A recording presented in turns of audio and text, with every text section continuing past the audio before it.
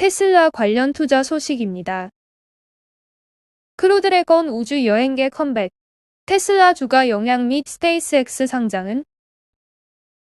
미국 스페이스X 우주선을 타고 지구 궤도 비행에 나섰던 민간인 4명이 사흘간 여정을 마치고 무사히 지구로 돌아왔다. 민간인만 탄 우주 비행은 이번이 사상 처음이라는 점에서 전 세계 눈길이 쏠렸다. 외신은 이번 비행이 우주 여행 시대를 여는 계기가 될 것으로 평가했다. 스페이스X 창업자 겸 최고 경영자인 일론 머스크는 자신의 트위터를 통해 민간인 4명을 태운 스페이스X 우주선 크루드래곤이 18일 오후 7시 6분에 플로리다주 앞바다에 도착했다고 밝혔다. 스페이스X는 이들의 지구 귀환을 유튜브를 통해 생중계했다. 크루드래곤을 탄 관광객 4명은 앞서 15일 저녁 스페이스X 우주선 크루드래곤을 타고 우주를 향했다. 이들은 국제우주정거장보다 160km 더 높은 우주 공간에 도달해 사흘간 지구 궤도를 따라 비행한 후 지구로 돌아왔다. 이번 비행은 앞서 우주 관광을 시연한 버진 갤럭틱과 블루 오리진이 우주 경계선인 고도 약 100km 인근까지만 날아 몇 분간 무중력을 체험하는 수준에 그쳤다는 점과 달리 한 발 더 나아갔다는 평가다. 크루드래곤 우주 관광 비용은 구체적인 금액이 알려지지 않았다. 다만 이들은 혈액 검사 등을 통해 우주 비행이 인체에 미치는 영향을 연구하는 데 참여한다. 버진 갤럭틱의 경우 소비자들에게 우주 비행 좌석 한 석에 대해 최소 45만 달러를 청구할 것이라고 지난 8월 밝힌 바 있다. UBS 증권에 따르면 우주 관광 산업이 오는 2030년까지 연간 40억 달러에 가까운 수익을 낼 것으로 추정하고 있다. 이번 크루드래곤 여행 성공에 대해 미국 CNN 방송은 민간 우주여행 시대의 시작을 알리는 사건이라고 평가했다. 미국 월스트리트 저널은 민간 우주여행은 로켓 발사, 인공위성 연료 보급 스타트업과 수십 년간 우주선 제작한 경험을 축적해온 대규모 항공 우주 회사 등을 포함한 상업용 우주 산업의 한 부분으로 떠올랐다고 주목했다. 스페이스X의 비행 성공 소식이 전해지자 서학개미를 비롯한 개인 투자자들은 테슬라 주가 흐름에 새삼 주목하는 분위기다. 테슬라는 전기차 업체이고 중국 시장 의존도가 큰 차이나 리스크에 노출돼 있지만 전기차 시장 확대와 스페이스X 추후 상장에 따른 주가 상승 기대감을 받는다. 이달 파이퍼 샌들러 증권은 테슬라 주식에 대한 비중 확대 의견을 유지하면서 목표 주가도 1주당 1200달러로 유지했다. 웨드부시 증권도 비중 확대 의견을 유지하면서 목표 주가를 1000달러로 유지했다. 월가 투자은행 모건 스탠리는 스페이스X 시장 가치가 1000억 달러일 것이라고 보고 있다. 모건 스탠리의 아담 존스 전략가는 스페이스X의 기본 시장 가치는 1000억 달러이며 긍정적인 시나리오에서 2030억 달러까지 가능하다고 본다면서 우리의 가치 평가는 스타링크 사업과 연방 정부 계약 등을 근거로 한 것이라고 투자 메모를 통해 밝힌 바 있다. 최악의 시나리오에서 시장 가치는 54억 달러로 추정된다. 앞서 지난해 7월 모건 스탠리는 스페이스X 가치를 기본적으로는 520억 달러, 긍정적 시나리오는 1750억 달러, 최악의 경우로는 2천만 달러로 추산했는데 2달여 만에 더 긍정적인 평가를 내 눈길을 끌었다. 애플 관련 투자 소식입니다. 폭스론이 애플카, 애플의 진짜 속마음 따로 있다. 애플카 비전에 따라 글로벌 완성차 업체 및 국내 주요 기업들의 희비가 엇갈리고 있다. 2024년 애플카 등장이 어느 정도 현실로 굳어지는 가운데 시장에서는 애플카의 전략 포인트에 주목하고 있다. 애플카는 부침을 많이 겪은 로드맵이다. 애플은 2014년부터 프로젝트 타이탄을 준비했으며 2015년에는 테슬라 직원을 연봉 60% 인상 조건으로 스카우트하는 한편 2018년에는 미국 캘리포니아주 교통당국으로부터 자율주행차 시범 운행 허가를 받은 바 있다. 그 연장선에서 애플카 등장을 위한 다양한 실험에 나서고 있다는 설명이다. 그러나 고 스티브 잡스의 측근인 밥 맨스필드가 은폐하며 그가 주도하던 프로젝트 타이탄이 휘청인다는 말이 나오기도 했으며 애플이 증강현실에 집중하는 한편 퀄컴과 특허 분쟁을 겪으며 5G 아이폰 출시에도 허덕였기 때문이다. 지난 1월 상황이 달라졌다. 애플이 혼다, 마쓰다, 닛산, 미쓰비시 등 최소 6개의 일본 자동차 업체와 애플카 논의를 시작했다는 외신 보도가 나온 후 현대차와 기아가 애플의 정식 파트너가 될 가능성이 높다는 전망도 나왔기 때문이다. 다만 애플이 비밀주의와 더불어 완성차 업체들과의 주도권 싸움에 나서며 애플카 논의는 파탄났다. 폭스바겐은 공식적으로 자체 전기차 로드맵을 가동할 것이라 밝혔으며 현대차와 기아도 공시를 통해 애플과 논의하지 않는다는 입장을 밝혔다. 최근에는 애플카 책임자 더그 필드가 폭스로 이동하며 애플카 비전은 더욱 희미해졌다. 이렇게 애플카 로드맵은 한동안 수면 아래로 가라앉는 듯 했다. 대만 디지타임즈는 9월 2일 애플이 애플카 제조를 위해 한국의 자동차 회사와 접촉하고 있다고 보도했다. 여기에 애플워치 개발을 총괄한 케빈 린치가 최근 애플카 총책임자로 부임하며 관련 로드맵에 다시 시동이 걸리기 시작했다. 애플카 비전이 다시 구체적으로 윤곽을 드러내는 가운데 그 방식과 전략에 시선이 집중된다. 일각에서는 폭스콘이 애플카를 제조할 것이라는 말이 나온다. 폭스콘의 현재 전기차 로드맵은 일종의 문어발 전략이다. 다양한 플레이어와 협력해 전기차를 통한 포스트 플랫폼과 자체 생태계 강화에 방점을 찍었기 때문이다.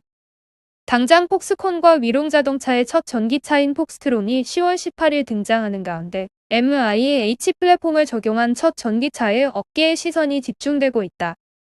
여기에 그치지 않고 폭스콘은 전기차 스타트업인 피스카와 함께 코드명 프로젝트 페어를 중심으로 다양한 가능성도 타진하는 중이다. 두 기업의 합작 공장은 폭스콘이 미국에 보유한 4개의 공장 중 위스콘신이 유력하다. 이런 가운데 미국에서 생산하는 연 15만 대 전기차를 포함 총 25만 대의 전기차를 지속적으로 시장에 공급하겠다는 의지다. 이외에도 폭스콘은 다수의 플레이어들과 전기 로드맵은 별도로 맺으며 신중한 행보를 보이고 있다. 업계에서는 폭스콘이 다양한 플레이어와 함께 전기차 로드맵을 짜면서 애플과도 협력할 가능성을 배제하지 않는다. 애플카 실제 제작을 폭스콘이 맡거나 폭스콘의 자체 전기차가 애플카일 수 있다는 말까지 나온다. 심지어 폭스트론이 애플카라는 국내 언론의 오보까지 나올 정도로 폭스콘은 애플카의 비전에 가장 가까이에 있다. 다만 애플의 조제 성향상 폭스콘과의 직접적인 연대보다는 부품 업체들을 모아 애플이 총설계를 맡는 방식이 유력하다. 애플이 배터리 및 전장 등에서 두각을 보이는 LG 등과 함께 다양한 가능성을 타진하는 것이 더 현실적이라는 뜻이다. 이런 가운데 애플의 노림수는 미래 플랫폼 전략에 있다는 것이 중론이다.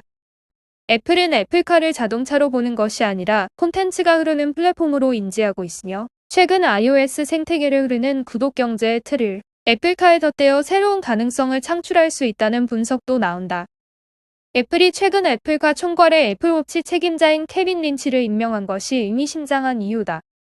애플워치 등 스마트워치는 한때 포스트 스마트폰, 즉 미래 플랫폼의 하나로 개발이 됐으며 애플은 단순한 시계가 아니라 콘텐츠가 흐르는 미래 플랫폼 중 하나로 애플워치를 점지한 바 있다. 비록 애플워치 등 스마트워치가 포스트 스마트폰, 포스트 플랫폼의 지위에는 그 역량을 발휘하지 못하게 됐지만 이를 총괄했던 케빈 린치는 하드웨어 생태계의 플랫폼 성향을 그 누구보다 잘 이해하고 있다. 애플에게는 애플카도 애플워치처럼 하나의 플랫폼인 셈이다. 애플카를 이해할 수 있는 핵심 키워드다. 물론 애플만 플랫폼 전략을 가동하는 것이 아니다. 다른 완성차 업체들도 전기차라는 친환경 요소의 중요성만큼 자율주행차라는 핵심 기술력도 미래차의 비전에 더 어울린다고 본다. 자율주행 기술은 곧 운전자가 운전에서 해방되는 것을 의미하며 이는 운전자가 주행 중 차량에서 즐기는 콘텐츠의 필요성을 끌어내기 때문이다. 결국 자동차는 플랫폼이 되며 콘텐츠가 흐르는 강이 된다. 애플카의 비전이자 최근 전자업체들이 전기차 시장에 관심을 두는 이유다. 루시드 관련 투자 소식입니다. 1111마력 836km 루시드 EV 에디션 루시드 에어 드림 에디션의 EPA 공식 주행 가능 거리가 공개된 가운데 한 번 충전으로 무려 520마일을 주행하는 것으로 알려졌다. 이는 19인치 휠이 장착했을 경우며 더 큰 21인치 휠을 장착하면 481마일로 약간 줄어들지만 여전히 인상적인 주행 가능 거리를 보여준다. 앞서 1등이던 모델 S 롱 레인지와 비교할 때 기본 휠로는 약 115마일, 대형 휠로도 106마일이나 앞선다. 동력 면에서도 드림 에디션 레인지는 933마력의 성능으로 최상위권에 위치한다. 모델 S 플레이드와 경쟁하는 드림 에디션 퍼포먼스는 더 놀라운 1111마력의 출력을 보여준다. 드림 에디션 퍼포먼스는 19인치 휠의 경우 471마일, 21인치 휠의 경우 451마일로 주행 가는 거리는 다소 떨어지지만 여전히 최상의 주행 가는 거리임은 분명하다. 또한 루시드는 휠 크기에 따라 516마일 또는 469마일의 주행 가는 거리를 제공하는 800마력의 그랜드 투어링 스타일 에어도 판매한다. 당연히 6가지 변형 모두 EPA 기준 가장 긴 주행 가는 거리의 전기 자동차 목록 최상단을 차지했으며 이 세단은 900V 플러스 아키텍처로 설계돼 단 20분 충전으로 300마일을 달릴 수 있다. 추가 성능을 위해 주행 가는 거리 단축을 양보한다면 1111마력 모델의 경우 제로 100 2.5초의 가속 성능에 갖췄으며 0.5마일을 9.9초에 주파한다. 버전에 따라 루시드 에어는 단일 또는 이중 모터를 선택할 수 있으며 113kWh의 대형 리튬이온 배터리팩을 통해 엄청난 주행 가는 거리를 제공한다. 미국 애리조나의 새 공장에서 이미 생산을 시작했으며 올해 말 첫 고객 배송이 이뤄질 예정이다. 16만 9천 달러의 드림 에디션은 이미 오래전 예약이 완료됐다. 현재는 13만 9천 달러의 그랜드 투어링 모델만 예약할 수 있다. 또한 620마력의 투어링 모델은 9만 5천 달러, 480마력의 퓨어 모델은 7만 7,400달러에 판매하며 둘 다 406마일의 주행 가는 거리를 갖춘 것으로 알려졌다. 리비안 관련 투자 소식입니다. 미국 전기차 전문 스타트업 리비안이 세계 최초로 픽업 트럭을 양산한다. 한국 출시 여부에 대한 국내 업계 관심도 모이고 있다. 리비안이 최근 시장 진출 결정에 대한 실마리를 제공하는 등 한국과의 연결고리를 드러내고 있기 때문이다. 리비안은 전기 픽업 트럭 아런티를 미국 일리노이주 노멀에 위치한 생산 공장에서 본격 출고함으로써 전기 상용차 보편화 추세의 시작을 알렸다. 지난달 14일 리비안은 아런티 1호차를 출고했다. 아런티는 전장만 5,514mm에 달하는 대형 5인승 모델로 미국 인증 기존 주행거리 314마일, 최고 출력 750마력 수준의 성능을 자랑한다. 깊이 3피트에 달하는 물을 건널 수 있고 변인력은 5톤에 달하는 등 험로를 주파하거나 캠핑 활동을 벌이려는 소비자들의 니즈를 충족시킬 수 있다. 리비안은 테슬라, 포드, GM 등 전통적인 완성차 업계 강자들을 제치고 전기 픽업 트럭을 양산하는 데 성공함으로써 이름값을 높이고 있다. 리비안이 미국에서 전기 픽업 트럭으로 열풍을 일으키고 있는 반면 국내 대부분 소비자들에게 낯선 업체다.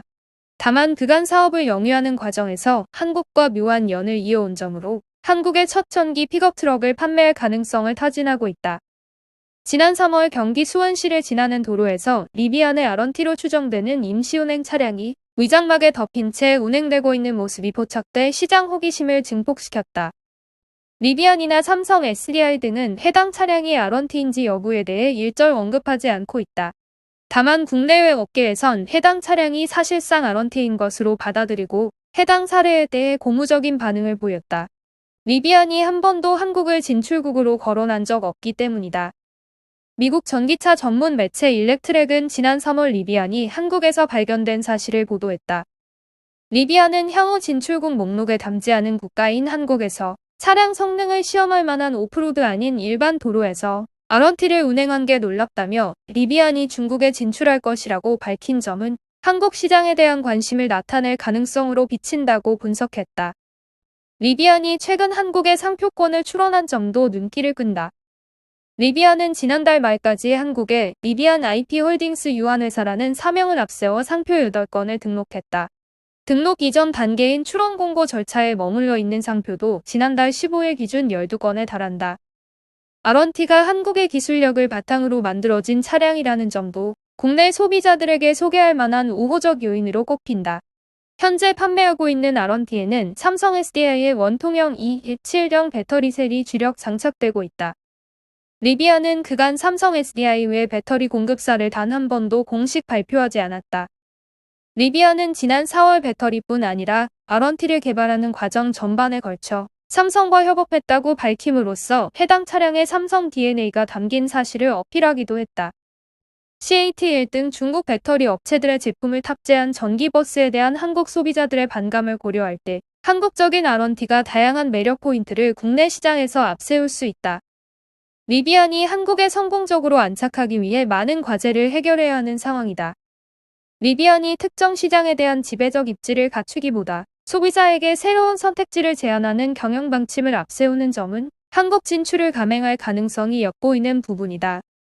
미국에서도 리비안의 한국 진출 가능성에 기대감을 보이는 분위기다. 일렉트랙은 한국은 전기차에 곤두려 있는 시장이라며 리비안이 한국에서 전기차를 출시할 경우 신차 배터리가 정상 작동함을 입증해 보인 것이란 점에서 미국에서도 반길 만한 이슈라고 분석했다. 바이두 관련 투자 소식입니다. 현대차, 중국 바이두 자율주행, 아폴로 협업 성과 공개. 3세대 지능형 네트워크. 현대자동차와 중국 IT 기업 바이두의 협업 결과가 공개됐다. 스마트카 플랫폼 아폴로의 3세대 지능형 네트워크 시스템을 도입해서 운전자들에게 스마트한 운전 경험을 선사할 전망이다. 현대차 중국 합작사 베이징현대는 중국 광저우에 위치한 바이두의 자율주행 차량 시험장 아폴로 파크에서 양사의 최신 스마트 기술 성과를 공개했다. 바이두의 개방형 플랫폼인 아폴로의 3세대 지능형 네트워크 시스템을 도입했다. 현대차가 중국에 출시하는 신차에 탑재되는 플랫폼인 만큼 편의성 향상에 초점을 맞췄다. 상황별 음성 인식, 블루링크, 블루투스 키 공유, 원격 제어 등의 기능이 추가됐다. 에어컨부터 트렁크까지 음성으로 제어가 가능하며 음악과 지도 등 필수 앱도 제공한다. 주말 교통 체증 발생 등 다양한 시나리오에 따른 콘텐츠도 준비했다.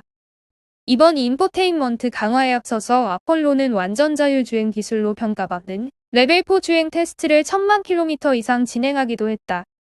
바이두는 20개 도시와 고속도로에 아폴로 스마트 드라이빙 존을 설정해 자율주행을 위한 스마트 도로를 구축, 오는 2023년까지 범위를 100개 도시로 확대한다는 방침이다. 인포테인먼트 및 자율주행을 기반으로 현대차의 중국 스마트카 시장 경쟁력이 커질 것으로 업계는 보고 있다. 현대차는 지속해서 바이두와 함께 차세대 지능형 네트워크 시스템 업그레이드와 디지털 전환에 대한 협력 개발을 이어간다는 계획이다. 양사의 장점이 합쳐지며 시너지를 낼 것으로 보고 있다. 특히 바이두의 인프라를 바탕으로 중국 시장 반전을 위한 소스를 얻을 것으로 기대하고 있다. 앞서 현대차는 지난 2014년 바이두와 파트너 관계를 맺고 지난 7년간 협력 관계를 지속 확대해왔다. 특히 지난 2018년에는 현대차 기아는 바이두와 커넥티드카 전략적 협업 양해각서를 체결하며 커넥티드카 기술 개발에 힘을 모으기로 한 바 있다. 지난 4월에는 중국 상하이 국립전시 컨벤션 센터에서 열리고 있는 상하이 모터쇼를 통해 G&On 차이나 OEM 플랫폼과 브랜드 협력에 대한 전략적 협력 계약을 체결했다. 당시 스마트 기능 업그레이드, 브랜드 디지털 전환에 적극적으로 협업하기로 했었다.